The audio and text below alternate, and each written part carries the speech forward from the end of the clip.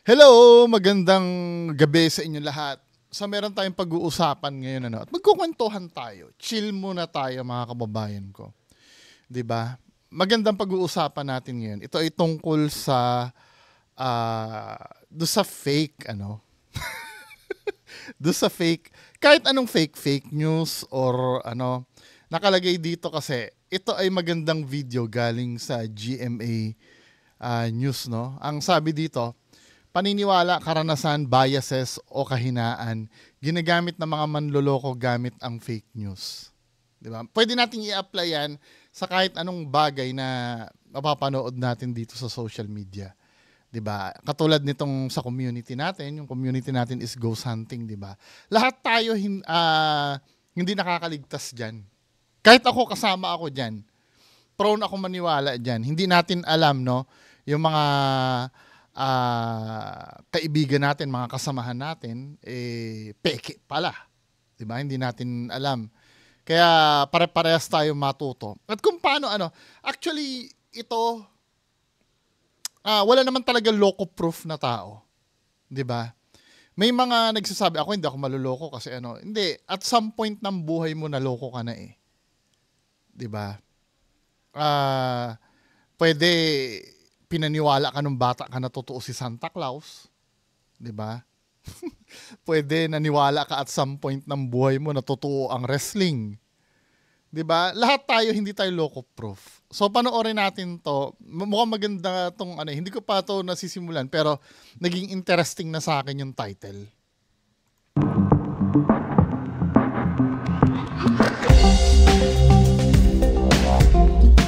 Bukod sa mga labanan ng fake daw, mas malawak ang kapahamakang naidudulot ng fake news sa ating lipunan. Ano-ano nga ba ang mga paraan para makilatis kung alin ang peke o totoo? Diba ganda? Tinutukan yan ni Maki Pulido, nakaisa natin sa Panata kontra Fake News.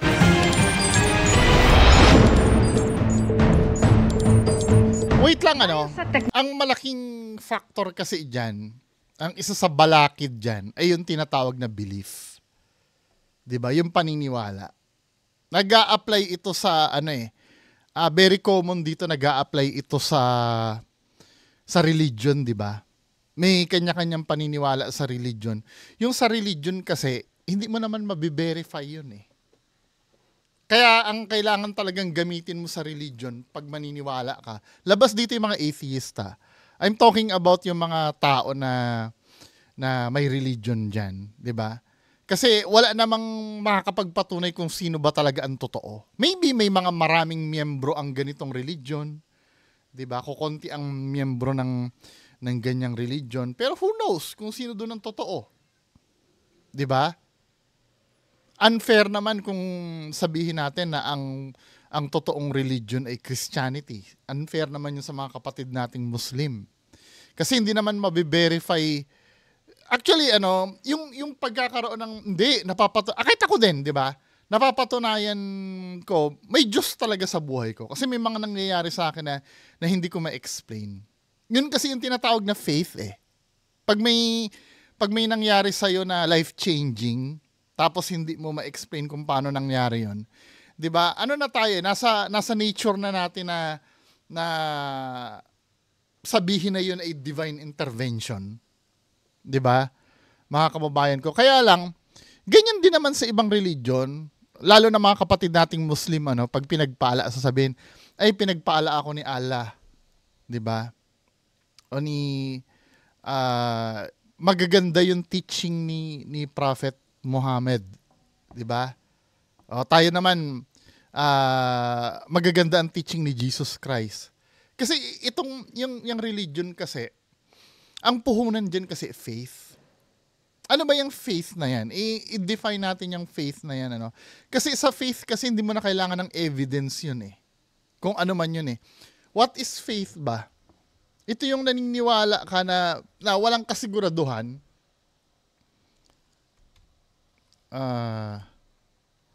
Tingnan natin definition ng faith.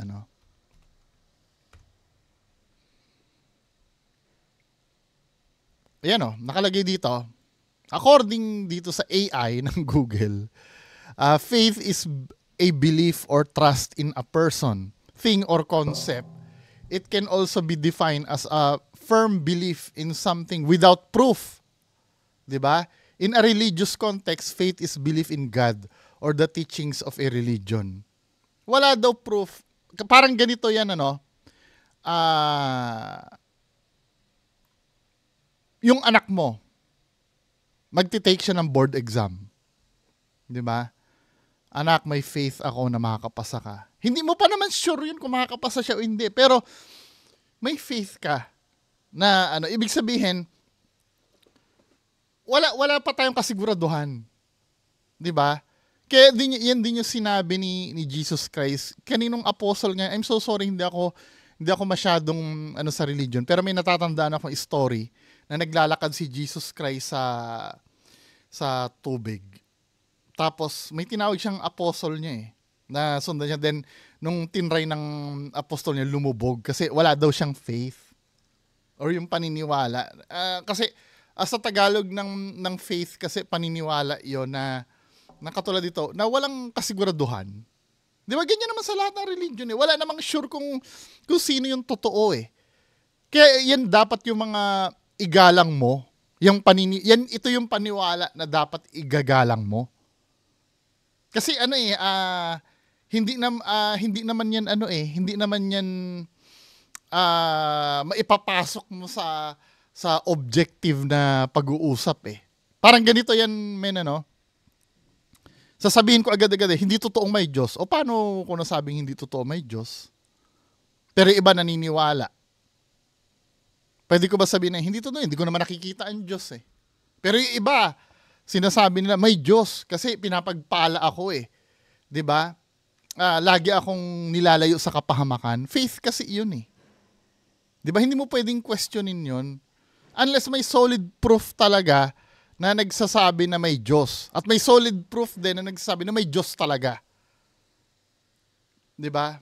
Or kiniklaim netong religion na to, sila yung tama. Lahat naman ng religion ganun din Kaya nga kung magde-debate, for me, pagdating sa religion talaga, ayokong makipag-debate. Na-try ko na once, Pero hindi magandang kinalabasan.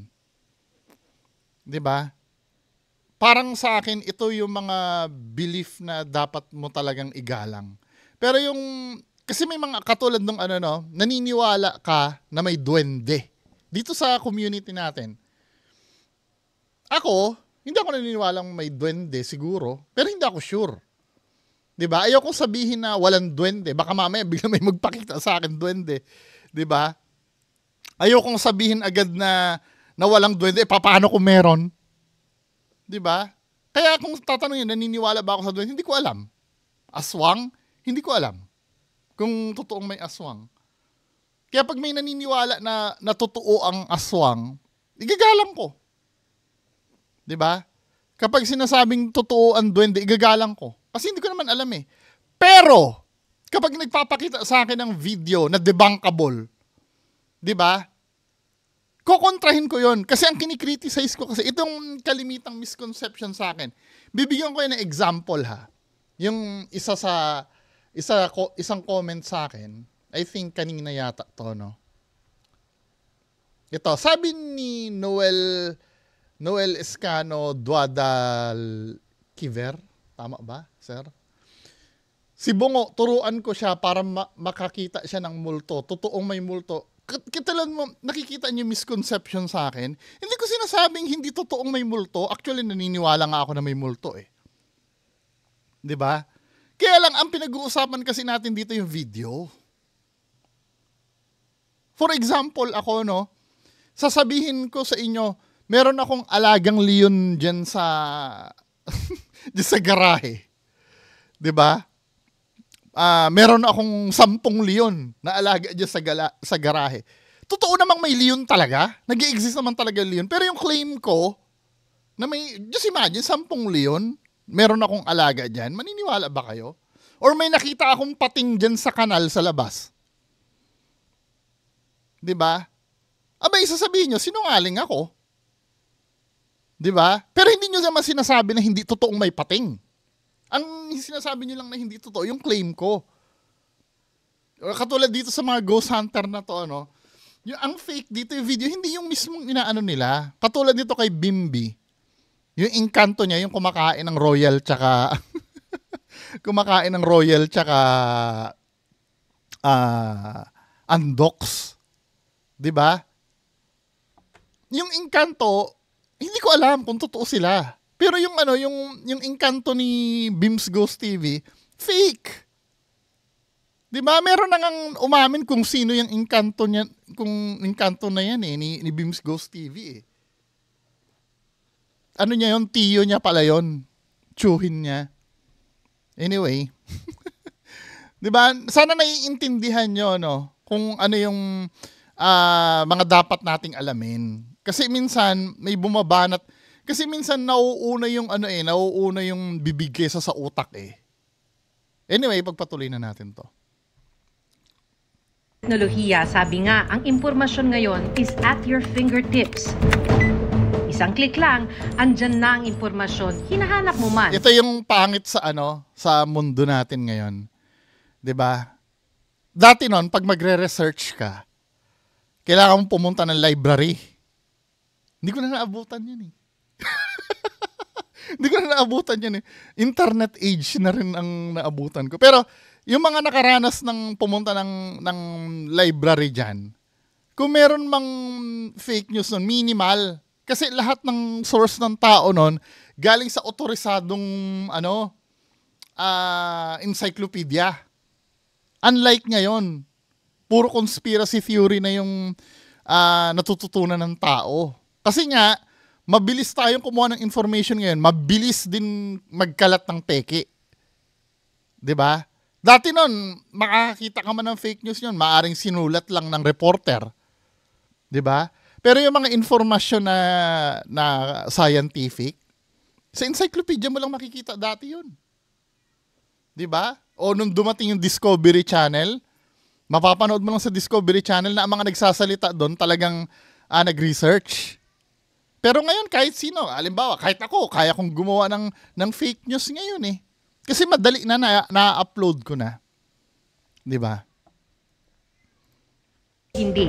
Pero kahit instant ang information, hindi ibig sabihing instant ka ring maluloko. Ayan, madami yan. Gusto mo ng trabaho? Sali ka na sa promo. Nanalo ka. Yung mga ganyan, di ba? Professor J.M. Lanusa, isa sa mga nag-aaral ng pagkalat ng fake news. Kung maniniwala o hindi, depende raw sa iyong paniniwala, karanasan, biases o kahinaan. Yan ang pagsasamantalahan ng mga gustong manloko. Nasa likod nito ang mga for-hire na social media experts, marketing experts at scammers na hahanapin ang mga kiliti mo, maniwala ka lang. Designed to be convincing, kahit po gaano ka ka-determined to be against it, kung ini-exploit niya yung weaknesses mo, yung cognitive weaknesses mo or yung biases mo. 'Di ba? Yun ang ini-exploit kasi sa atin. Yan ang hindi nyo naiintindihan kapag dinidebunk ko yung mga fake videos ng mga ghost hunter. 'Di ba? Kayo, let's say, kayo kasi, karamihan sa inyo, kahit ako din naman, laki ako sa probinsya. Kadalasan sa Mindoro po kasi ako eh. Nung panahon namin nun, bundok na bundok talaga Mindoro nun. Limitado ang information doon. Lumaki ako sa mga kwento ng yan, yung mga aswang-aswang, sa mga dahil naniniwala ako doon, yun kasi ang ikakapitalize ng mga peke. 'Di ba? O naniniwala ka sa aswang? May na-videohan akong aswang. 'Di ba? At ima-match naman nung fake ghost hunter do sa description ng aswang na pagkakaalam mo na kinuwento sa'yo.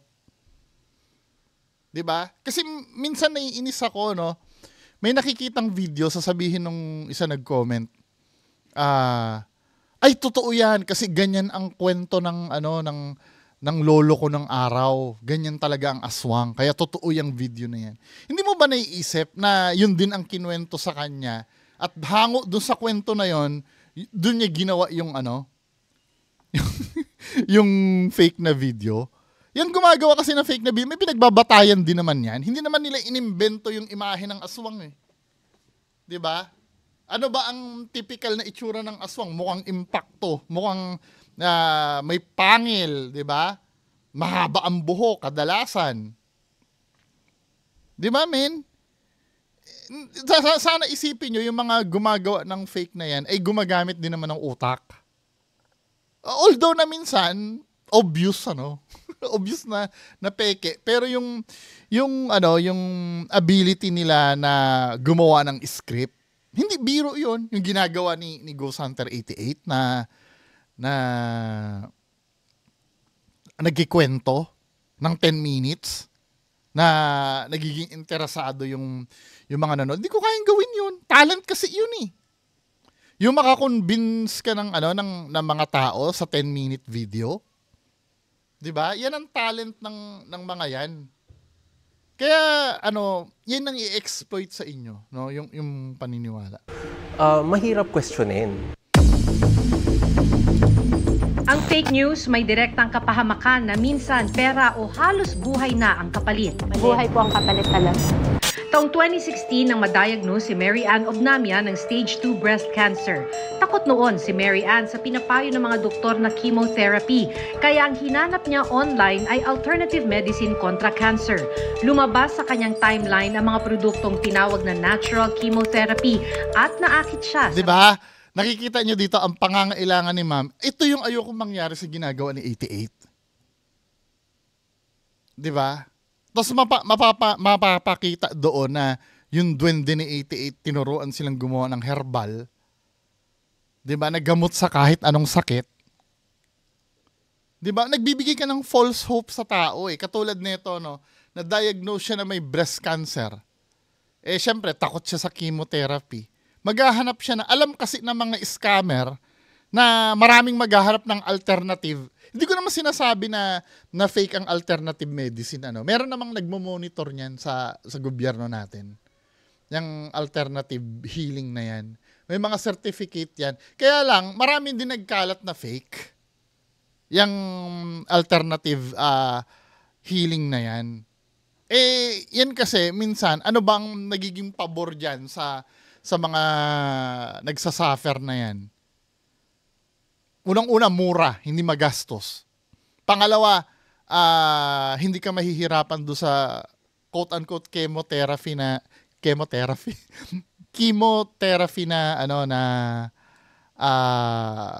pagdadaanan. Kasi dun siya takot eh. 'Di ba? So dyan siya kakapit ngayon sa ito kasi yung pangangailangan niya. 'Di ba? Yun ang Pangako nito. Nahikayat eh. Doon sa information na sinasabi nila na may natural content ng chemotherapy na hindi mo na kailangang magpa-chemo.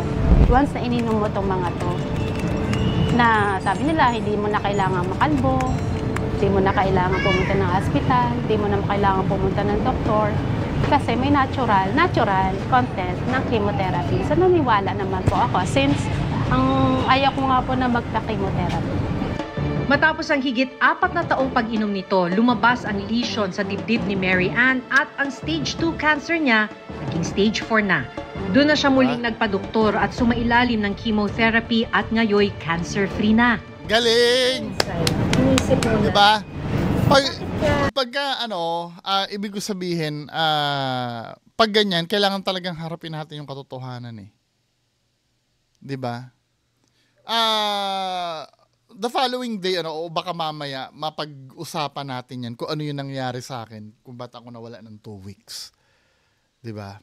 Para, hindi ko lang mahanap yung right timing eh. Napaniwala. O siguro sa part ko, yung hope na naghahanap ako ng ibang alternative eh. Pag-asa yun eh. Parang susugalan mo yun. Kasi nga po, ayaw mo ng ganitong gamutan. Diba, kahit nga yung naalala niyo yung chain, dahil kasi kailangan mo yun eh. Kasi ako, naranasan ko yan. Yung anak ko kasi, nasa Philippine Heart Center nun. Diba? Basta may sakit ang anak ko nun sa Philippine Heart Center. Kahit ako, nung time na yun, atheist ako eh. I do admit, minsan nga, minumura ko pa nga ang Diyos habang nagpepepto kami na pinapatunayan ko hindi totoo ang Diyos eh. Dati nun eh. Pero nung nangyari sa akin yung ganon, yung ganung parusa, maniwala ka sa hindi, lahat ng santo pinagdasalan ko. Kasi pangangailangan ko yun eh. Hopeless na ako eh. 'Di ba? Na makikita ko pa bang anak ko sa mga susunod na araw na ano? Kasi yan diyan nakakakuha ng opportunity yung mga manluloko. Hindi ko sinasabi kalukuhan yung magdasal, no, pero pinapakita ko sa inyo nagagawa mo yung mga bagay out of desperation kahit kontrahin na yung paniniwala mo mismo. Kasi kailangan mo eh. Noong nag-board exam ako, 'di ba? Alam niyo yung chain text message nung araw na ano ba 'yon? Yung pass this to 10 person at makakapasa ka sa board exam. Pinatulan ko 'yon. 'Di ba? Napaka bullshit, 'di ba? Yung text message. Pero out of desperation, anuhin mo 'yun eh. Kakagatin mo 'yun eh. Kasi kailangan mo makapasa sa board exam. Kahit wala namang kinalaman 'yun sa nature na natin 'yun na maghanap ng ng magfulfill or magko-comfort sa atin. 'Di ba? Katulad nito ni nanay 'di ba? Yung mga gusto niya ino-offer ng nung alternative healing na 'yon. Ano ba yung mga gusto niya? Yung gusto niya walang chemotherapy. Walang pain, walang operasyon, 'di ba? 'Yun ang gusto niya. Pero wala eh. Darating din ang time masasampal ka rin ng katotohanan, 'di ba? Swerte si nanay na survive niya. Paano kayong mga ngayon? Kaya yung mga nagsasabi diyan na okay lang na fake yung at least nag-i-enjoy kami. No, niloloko niyo yung sarili niyo eh. 'Di ba? Tapatan tayo, men. Yung mga nagsasabi diyan na hindi sa amin, ano ngayon kung peke at least nag-i-enjoy kami. No. 'Di ba, wag niyong gagawin sa sarili niyo 'yon. Alam niyo na minsan sa bagay denial talaga nandiyan 'yan. Yung mga nga diyan eh, yung mga magjowa diyan, 'di ba? Kapag ka sinumbong sa iyo na, "Oy, nakita ko yung yung boyfriend mo may kasamang ibang babae." Minsan denial pa rin 'yun eh, kasi ayaw mo nun eh. Ayaw mo nung maghahanap ka ng lusot nun eh. Hindi magagawa 'yan. Mahal na mahal ako nun, bla bla bla bla. 'Di ba? Yun nga naalala ko nun. Pangalawang laban ba ni Pacquiao yun? Kay Eric Morales. Nandun kami sa bahay, andun yung mga tao. 'Di ba nauuna yung cable, nahuhuli yung sa TV. Ay no.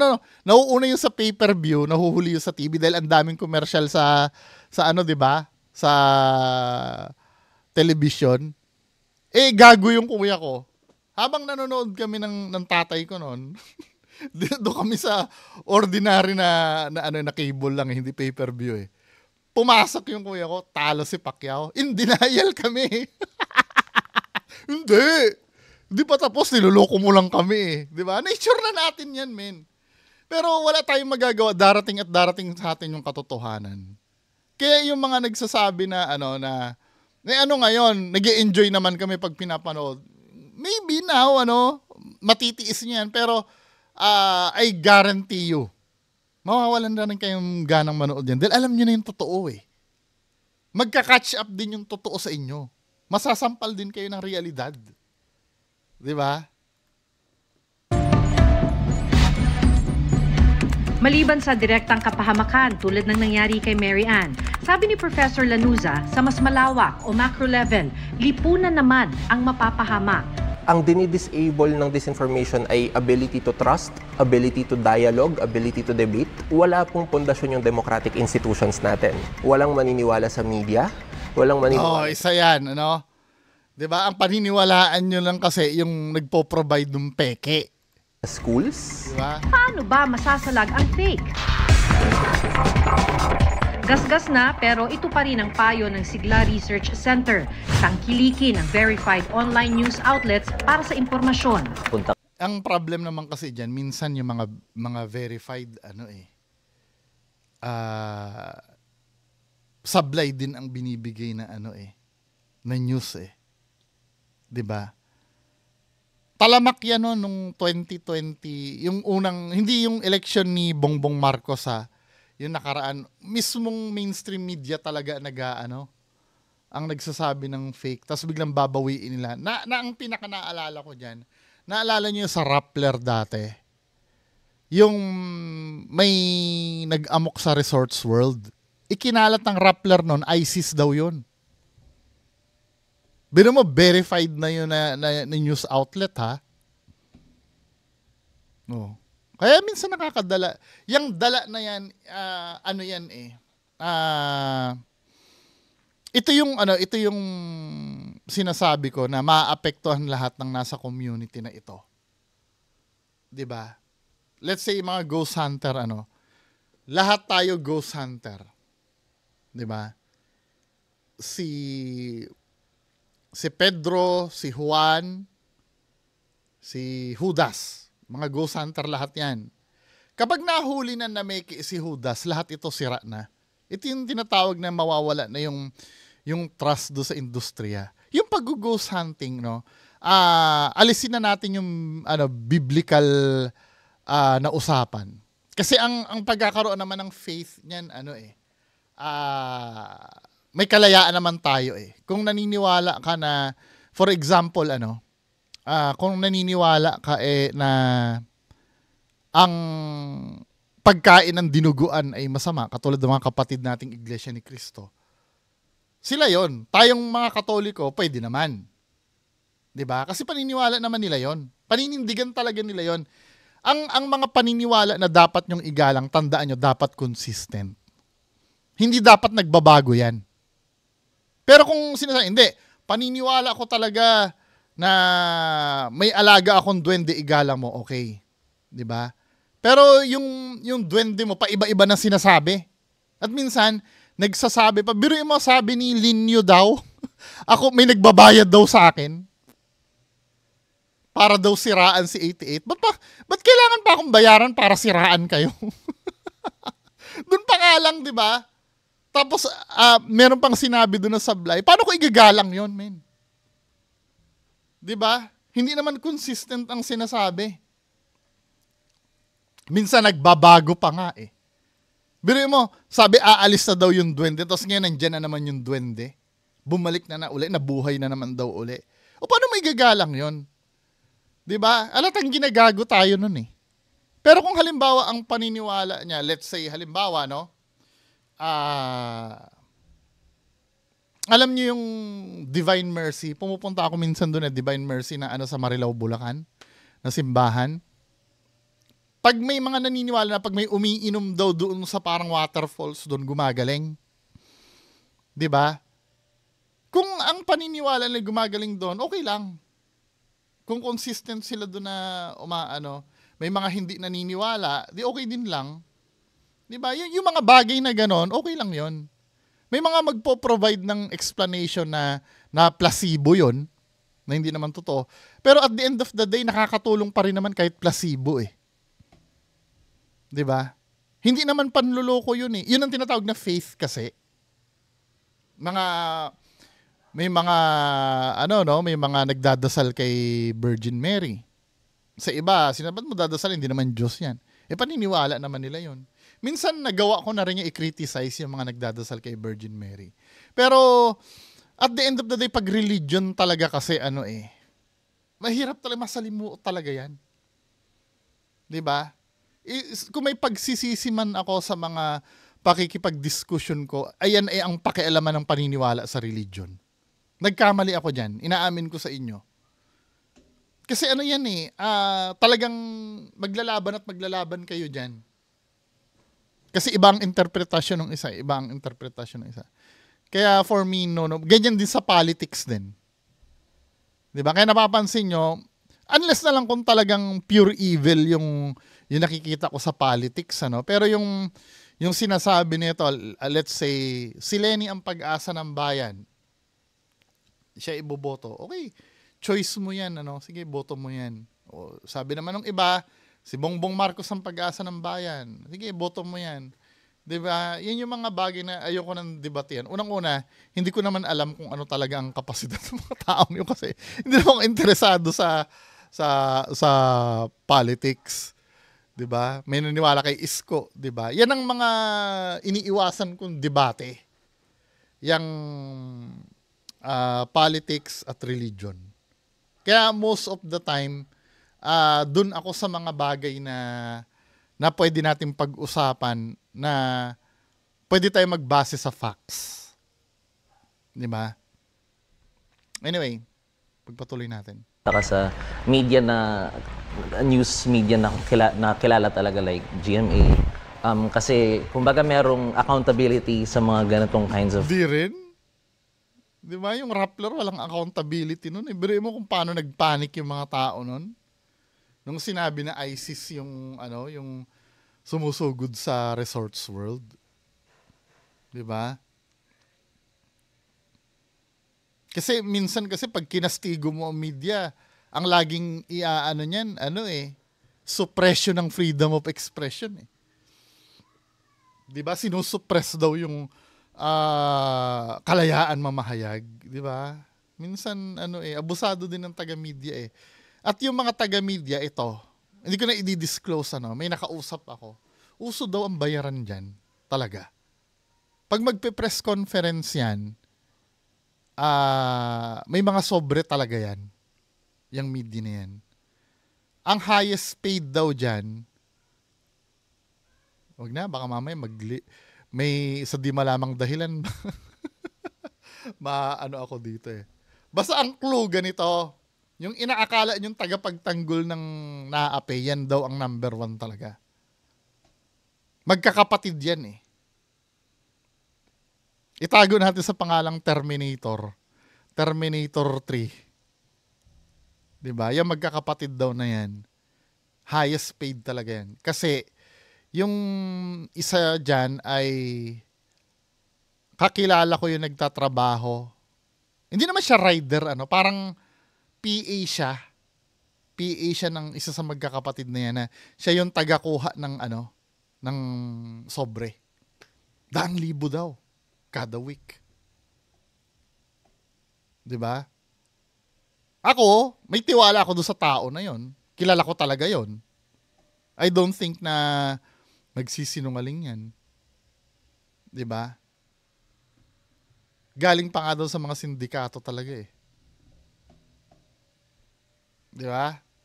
Kaya yung accountability, medyo tutol ako dito eh. Parang hindi rin eh. Minsan nadedemanda sila pero I don't know kung saan tumutungo. Companies na hindi sila pwedeng hindi yung mga journalists hindi pwedeng gumawa ng basta-basta lang na content na pwedeng ipakalat online. I do agree naman doon. At least kahit pa paano, may internal ombudsman naman sila dyan. Pero sometimes kasi nagkakaroon ng conflict of interest. Parang ganito yan dito na nagsisimula yung isa rin to sa binibintang sa akin eh, yung pagiging bias eh. Iba naman kasi yung pagiging bias na dahil bayaran ka, do sa bias na dahil gamit mo yung puso mo. I-differentiate ko mga kababayan ko Pag bayad ka kasi, obligado mo kasing ipagtanggol yung isang tao. 'Di ba? Hindi naman lihim yan na may bayaran talagang media eh. 'Di ba? Let's say dito mo makikita let's say si Pedro tatakbo itong presidente, then si Juan presidente din. Dahil binayaran ni Pedro si media. Babanatan si Juan. Lahat ng mga kabulukan ni Juan ilalabas nila. 'Di ba? Yun ang bias na gamit ang pera. At yun talaga, for me sariling opinion ko, karumal-dumal yun kaysa doon sa bias na gamit mo yung puso mo. Ano ba ito? Kapag ang nakasalang ay kamag-anak mo o kaibigan mo, 'di ba? Hindi mo naman makokontrol yun bilang tao eh. Ako aminado ako na sa mga kaibigan ko, nagiging bias talaga ako. Huwag tayong mag-bullshitan dito na hindi kayo bias do sa idol nyo. Pero ganito yan mga kababayan ko. Kung magiging bias ako sa mga kaibigan ko, nakita niyo no, ang pinilit ko, let's say si Sir Ed, si Sir Ed. Marami nagsabi sa akin, reakan ko daw yung Halloween special ng KMS kay Sir Ed.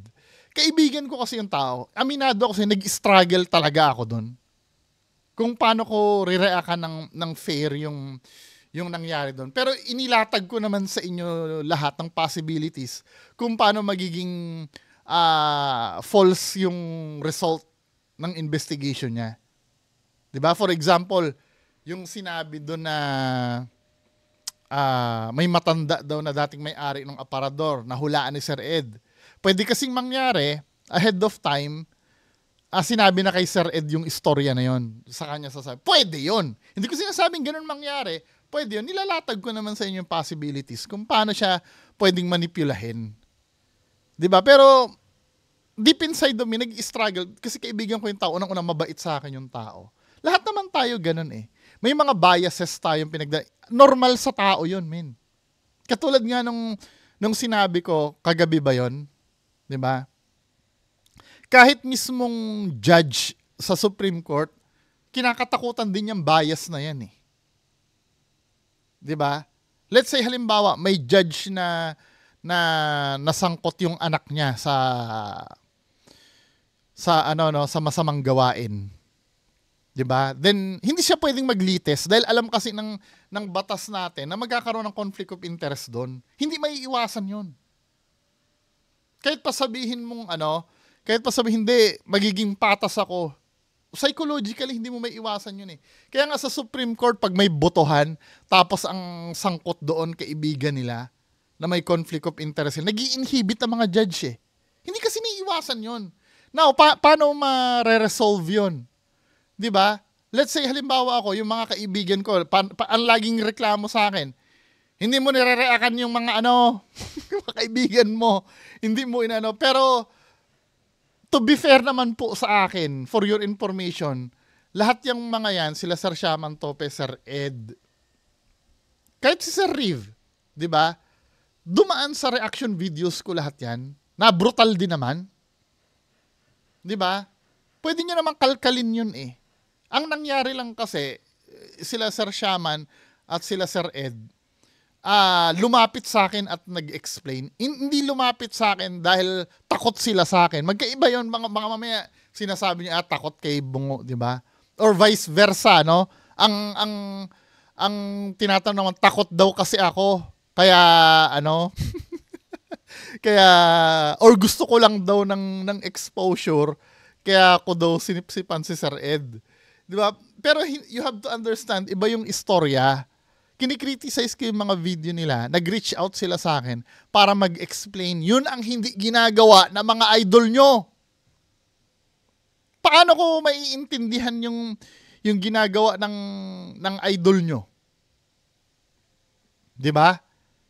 Kung hindi siya mag-explain sa akin, alam nyo ba na marami ng ghost hunter ng Mindanao ang tinigilan ko na? Kasi nag-reach out sila sa akin at umamin sila sa akin na peke. Kung umamin sila sa akin na peke, at sa publiko inamin din, for example, sila AlphaGo 01, umamin na peke, no? 'Di ba? Tinigilan ko na. Now, kung may maniwala pa rin doon, problema na 'yun nung mga tao, at least may pinanghahawakan tayo, umamin na 'yan, naniwala ka pa rin. Kasi may nagsasabi sa akin eh. Ang sabi sa akin, debunk ka ng debunk, hindi naman magbabago yung mga yan. Correct. Hindi magbabago yan. I agree. 'Di ba? Tapos titigilan mo pag umami na. Di ganun din. Hindi naman yan magpapatuloy lang lalo yan. 'Di ba? So wala rin kwenta yung ginagawa mo. Wrong. May panghawakan tayo just in case na meron na biktima diyan. Umami na kasi po dati yan eh. Hindi pa rin kayo nakinig. Wala nang kasalanan doon yung wala na tayo doon. 'Di ba? Yun sana naiintindihan nyo. Kahit man lang, kahit pa paano dito sa ginagawa ko dito, may mga taong nababasa ako, nakaka-realize din na, ganun pala. Rewarding na sa akin yon. Sa isang video ko, may nakumbinsi akong isang tao na hindi totoo yung pinaniwalaan niya, kahit isa lang, kaluluwa pa rin yun na naligtas. Di ba? Whereas kapag mga influencers lang yung pinupuntahan mo, walang accountability measures doon. So, yun, may tendency na walang nagbabantay sa kanila. Ang laban kontra fake news at disinformation dapat daw maging laban ng buong lipunan. Sina Professor Edgar Belda ng UP Department of Family Life and Child Development lumikha ng digital book para sa mga bata. Sa halip na pagbawalan ng paggamit ng smartphone o computer ang henerasyon ngayon na digital natives, tinuturuan ng mga bata kung paano iproseso ang mga impormasyon online. Sa book, we call it the red things, the red areas, red flag. I shouldn't be watching this. The other one is agency building. Before they start accepting it as true, they should be able to stop, pause, breathe, and think, basically, and then decide on what do I know, currently know, and then how should I respond to this new information. Basically, Exactly, pagka nakita mo, actually, yun eh, kahit wala namang guide yun eh. Yung magkaroon ka lang ng kaba, na, itong pinapanood ko ba, totoo ba to? O hindi? Dapat mag-i-spark na yun na mag-isip ka eh. At magsaliksik ka eh. Diba? that's debunking eh. Baka po narinig nyo na yung concept of debunking. Kailangan Yes, diba? Importante yan. Kaya yung sinasabi nung bugok niya na wala daw mali, wala daw kailangan i-debunk. Ito ha, babasahin ko dito yung isang comment ni, I think si Master Logo ata yun. Ito yung active na audience ko eh, na habang wala ako, siya yung taga-subaybay ko. May sinabi dito eh.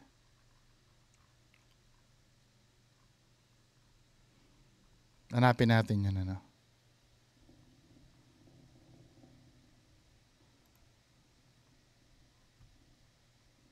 Ito, katulad nito,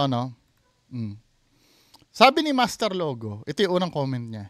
Debunk tapos makikipag-collab sa mga fake ghost hunter, common bungo. Huwag kang hipokrito. Yun ang sabi niya. Hindi, sa akin naman, katulad ng sinabi ko, huwag agad ako sa agad. Ako nag-i-spend ako ng 30 minutes para ma-establish ko yung punto ko eh. Hindi naman yung on the spot, let's say, si Kuya Red, nakita ko lang si Kuya Red, fake. Na wala man lang explanation. Kung gusto mong maintindihan ko na sinasabi mo na fake, explain mo sa akin, malay mo, tama ka naman. Diba? Kung tama ka, ano magagawa ko? Fake pala. Yung mga kasama ko. Hindi ko lang malaman kasi nandun nga kasi yung personal bias ko eh. Ito yung sinasabi ko, eh. Di ba kayo sa idol nyo, may bias din kayo sa idol nyo. Pero ako, open naman ako. Ngayon kung ma-establish nyo sa akin na fake, ano magagawa ko? Fake pala talaga.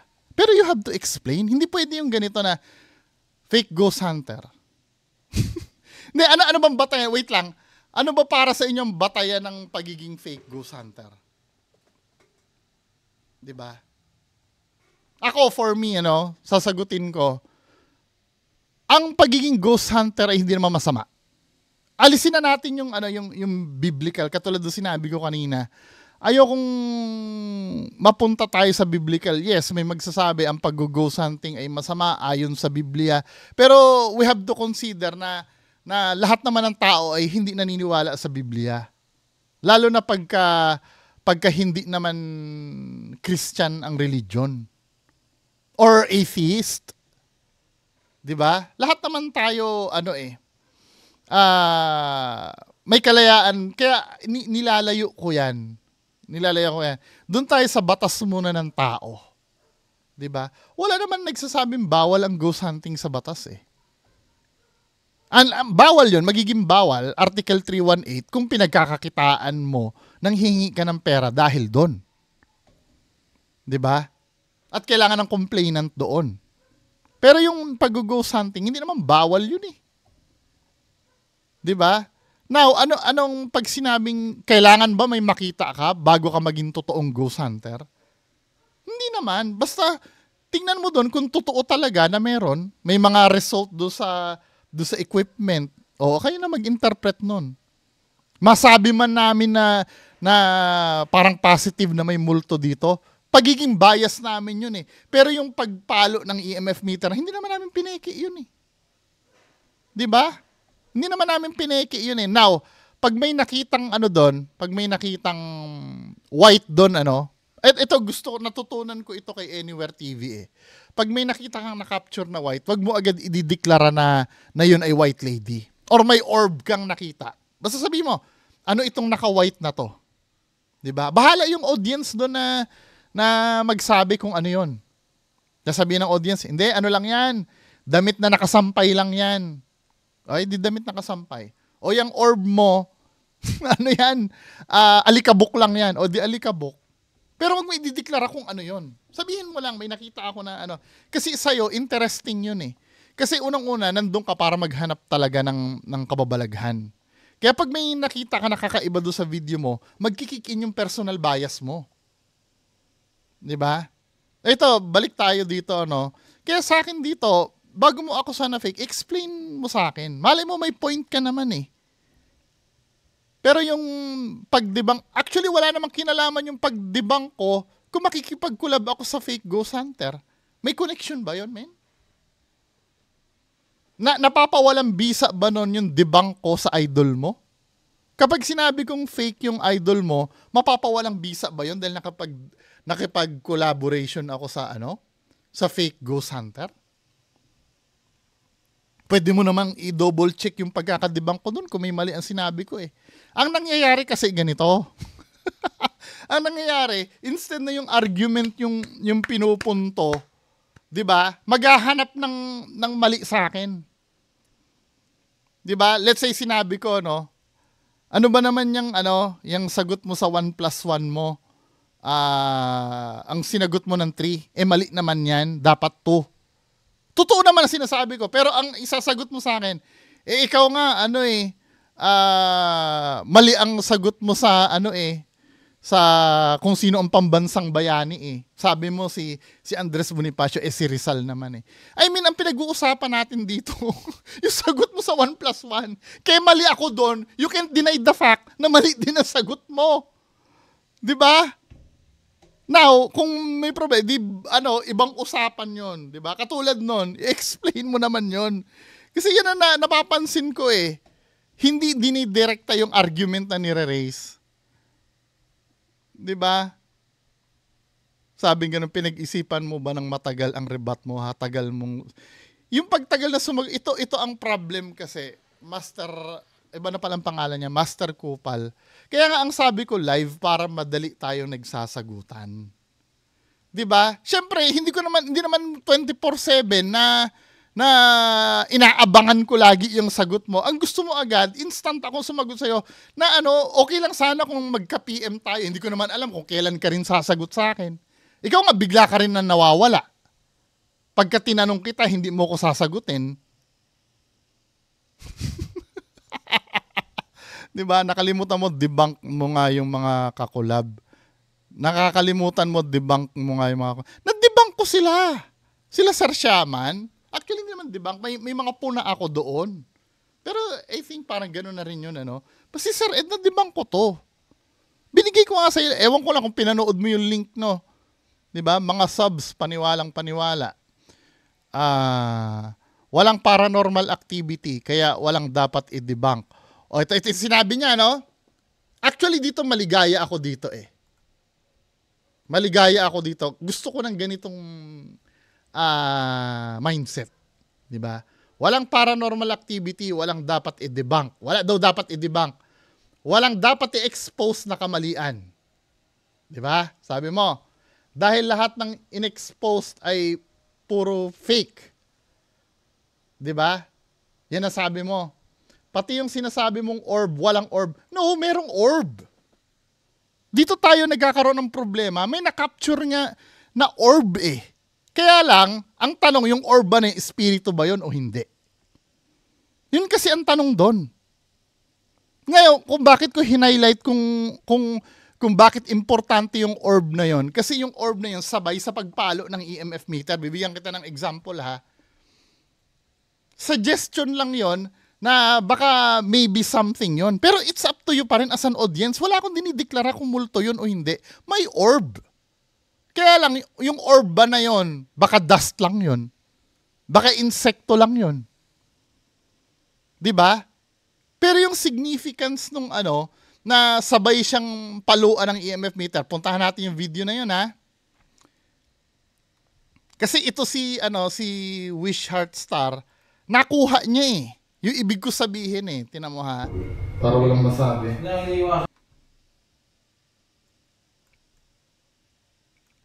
Tamo dito ha, dito sa ni Wish Heart Star. Sabing ganun dito,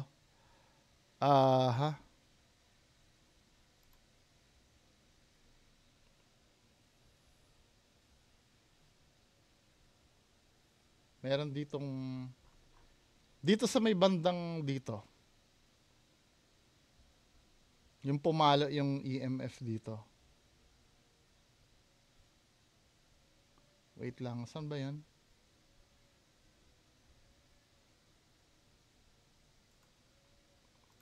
Gusto mong mag-alone ako dito. Diba, pumalo yung EMF dyan, ano? Kita mo? Tapos dito, yung pumalo uli. Diba? Then ito, papalo din ito. Pumalo din, ano? Hello, welcome! Out of nothing yan. Diba? Walang interference dyan. Pero di ba ang kabul pa rin? Bahala kayo kung ano explanation nyo. Then after pumalo nyan, mag-shift sa ibang angulo yung camera ko. Welcome sa inyo. Banda rito. Pumapakay na sa likawan mo. Sir Sherman. Oo. Replay sa ibang angle, may orb na na-capture. Pero hindi ko sinasabi multo yan. Compelling lang kasi sabay siya dun sa pagpalo ng EMF. Tingnan mo. Play natin ha. Uy! Hello! Dito sa may banda rito, may makikita kayo dito. I-zoom ko. May makikita kayo dito. Dito dyan. Hello, welcome! Welcome sa inyo. Nakikita mo yon? Banda Yung gumalaw na yon? Nakikita mo yon? May orb. Kaya lang, ang argument niyan, totoong multo ba yan o hindi? Wala naman ako sinasabi multo dyan eh. Sabi ko, kasabay, di ba, uy, welcome, nung gumano, pumalo na kasi yung EMF doon. Kasabay nun, nung pumalo yung EMF, nakita yung orb na yon. Di ba? Suggestive lang yung pagpo-point out ko doon kasi parang related sila. Now, base sa interpretasyon mo, kung hindi siya spiritual, di hindi. Pero may orb. Nag-i-exist ang orb. Hindi lang natin alam kung yan ay insekto ba yan or alikabok ba yan. Pero merong orb. Parang ganito, no? Kapag nakarinig ka ng katok sa isang haunted na hindi naman agad-agad na multo yun eh. Pero may katok na narinig. Nag-i-exist yung katok na narinig mo. Hindi mo inimbento yun. Now, ang tanong na lang doon, multo ba yung kumatok na yon? Or baka may pusa lang dyan na tumalon? Diba? Yun ang gusto kong ipahiwatig dito. Nasa sa inyo ba, as an audience, nasa inyo yung power. Kung ang tingin mo hindi ito multo, di hindi. Diba? Pero you can't deny the fact na meron talagang orb. Huwag mong sasabihin walang orb. Meron. sa inyo. Ayun o. Banda Meron. Kaya debunk itong claim mo na walang orb. 'Di ba? Pati yung sinasabi mong orb, walang orb. Patunayan mo na may orb. Meron nga, nakita nga natin, ano ba? Puro kayo panggagatong sa mga subs nyo. Tanong mo kung sino ba nagsabi mong idol ko, akala ko galit ka sa mga manloloko, scammer, fake, at bakit nakikipag-collab ka pa. Prove it! Open naman ako eh. 'Di ba? Pero kung sasabihin mo lang na fake sila dahil hindi ka naniniwala doon sa ginagawa nila, unfair naman 'yon. Pwede ka namang hindi maniwala doon eh. Pero yung sasabihin mo fake agad, nang wala kang pinapaliwanag sa akin, explain mo sa akin. Kasi ako, bago ko sabihin fake ang isang video, ina-analyze ko sa harap nyo. Gamit yung mismong video na pinanood ko. Mapipinpoint nyo naman doon kung mali yung sinabi ko. Sinabi ko fake to dahil may cut. Nakikita nyo naman doon sa video, may cut eh. Di ba? Hindi naman basta nakita ko yon, fake to. Tapos na? Hindi ganun. Minsan gumugugol ako ng 1 oras eh. Kaka-explain eh. Para mailatag ko sa inyo yung justification ko kung bakit ko sinabing fake. Eh ito, ginawa mo ba? Hindi mo naman ginagawa yan eh. Kaya nga sinasabi ko sa'yo kung gawin mo yan, i-analyze mo yung video ni Sir Ed, walang problema sa akin yun. Wala ring problema yun dun sa tao. 'Di ba? I-analyze mo yung ginagawa ni Sir Shaman, go ahead. Walang problema. Malay mo, sa'yo ako magising na fake pala talaga sila lahat. Natatabunan lang ako ng pagiging bias ko kasi friend ko sila. At normal sa tao yun. Ganyan ka din naman sa idol mo. 'Di ba? Tagal ko nang tinatanong yan, bakit hindi mo masagot? Matagal ko nang sinasagot sa inyo. 'Di ba? Kaya lang, ganito kasi yung pagtatanong mo sa akin eh. Bakit ka nakikipag-collab sa fake Ghost Hunter? Parang, explain mo muna sa akin kung fake ba talaga. Explain mo muna sa akin. Parang ganito eh. Bakit mo pinatay si Rizal? Tinatanong kita, bakit mo pinatay? I-establish ko muna na talagang pinatay mo muna si Rizal. Kasi mahirap sagutin yun eh. Bakit ko sasagutin ko bakit ko pinatay? Eh, paano mo nasabing pinatay ko? Tatanungin mo agad ako na bakit ko pinatay? Patunayan mo muna pinatay ko. Di ba? Katulad niya na, no? Sasabihin mo, walang orb. Nakikita naman natin na may orb. Di ba ngayon, kung yun ay alikabok ba yun, yun dapat ang pag-usapan natin. May orb. Nakuha sa video eh. Di ba? Kahit nga sa may definition ng orb sa Google eh. Orb on video. Yan merong orb na dust or spirit. Di ba? Ibig sabihin may orb talaga, pero pwedeng dust. Pwedeng yung insect minsan eh. Ngayon, depende yun sa tingin nyo. Di ba? Why do I see orb? Meron talaga. Kaya wag mo sasabihin na walang orb. Ngayon, kung walang orb, ano yung nakita natin na ganun? Anong tawag mo doon? Wala naman definition talaga yun kung pwede mo ba sabihin na dust yun? Paano kung insect yun? Di ba? Orb kasi ay unidentifiable.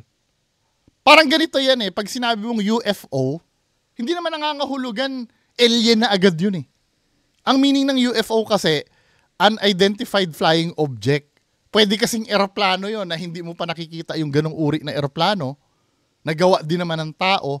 Pwedeng balloon yon, malaking balloon na lumulutang na hindi mo lang talaga maitsurahan kung ano yon. Pero it doesn't mean na alien na agad yon. Kung may UFO, totoong may UFO, unidentified flying object. 'Di ba? Ano ba? Tapos sasabihin mo hindi ko sinasagot. Baka akala na subs mo di ako sumasagot. Yaan mo, baka kasi burahin mo na naman. Hindi ko binubura yan. Haha, burado na. O, tinan mo, pinagbintangan mo ako na binura ko, nakikita ko yung comment mo. Burado daw.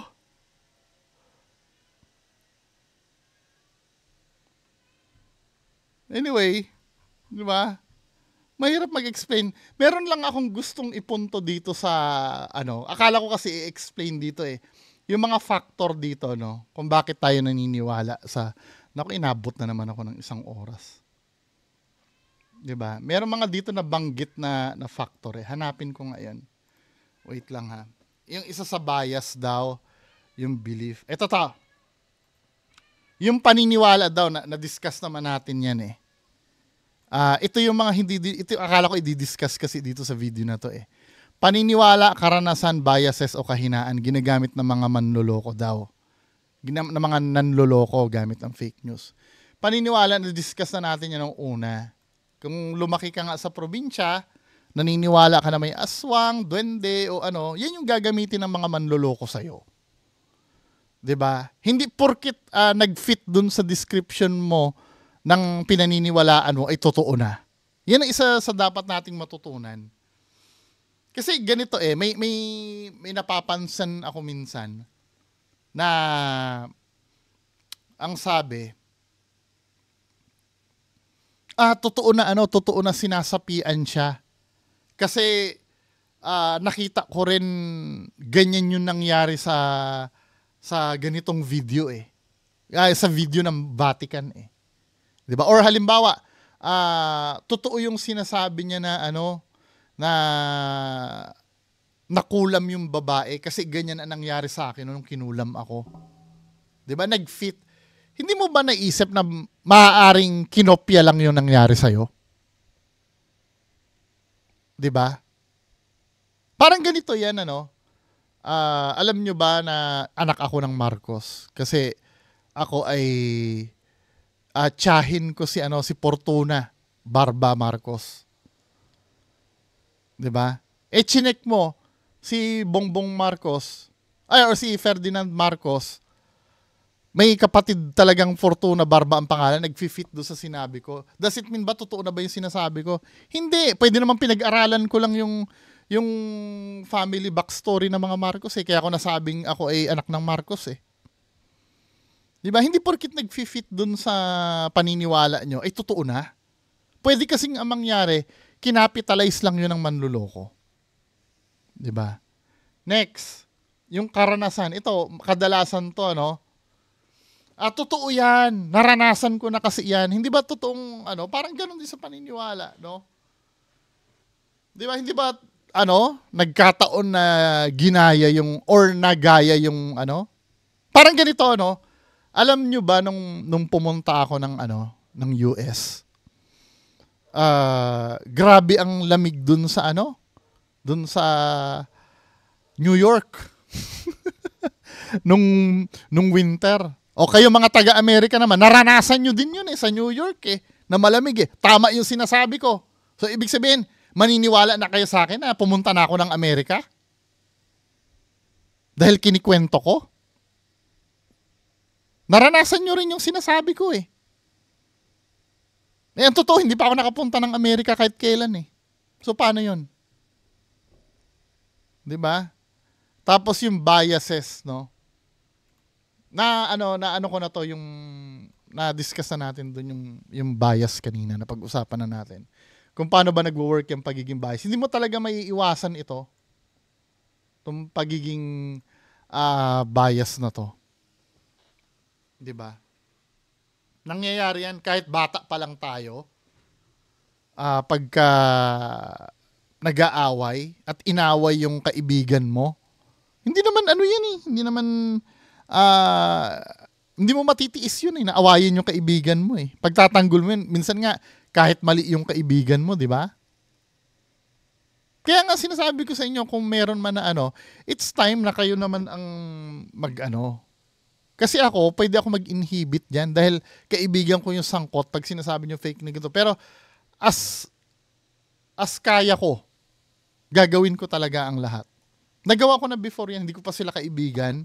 Nareakan ko ng mga videos nila. Kahit nga si Just Clint din Nag-uusap nga kami dalawa ni Just Clint before Di ba brutal yung mga reaction video ko sa'yo dati? Di ba? Ngayon, nag-usap tayo, 'di ba? Nagpaturo siya kay Sir Ed or nagtanong din sa akin hindi naman sinabi nagpaturo sa nagtanong din sa akin si Sir Just Clint, 'di ba? Ay okay na. Yung mga peking ghost hunter, umamin sa akin, tinigilan ko na. 'Di ba? Kaya nga kung yan sila Kuya Red na yan at sila Donsky, baka kaibigan ko na rin yan pag umamin yung mga yan 'Di ba? Kahinaan. Same as biases din naman yan 'Di ba? So mga kababayan ko, hopefully naging magandang pag-uusap natin ngayon, Dito sa mga pinlay nating video. Kaya yan ang number one na problem sa atin ngayon, yung misinformation. Now, kung ako ay feeling nyo, misinformation din ang sinasabi ko, pwede nyo naman i-double check. Yung sinabi ko, kung hindi accurate, tell me. 'Di ba? Minsan ang problema, nami-personal eh. Nami-personal sa akin eh. Pati yung, yung mga pinagsasabi sa akin, yung mga paminta. Come on, stick lang tayo dun sa pinag-uusapan natin, mga kababayan ko. Wala naman masama, wala naman ako magagawa kung totoo talaga sinasabi nyo. Alangang kontrahin ko yun.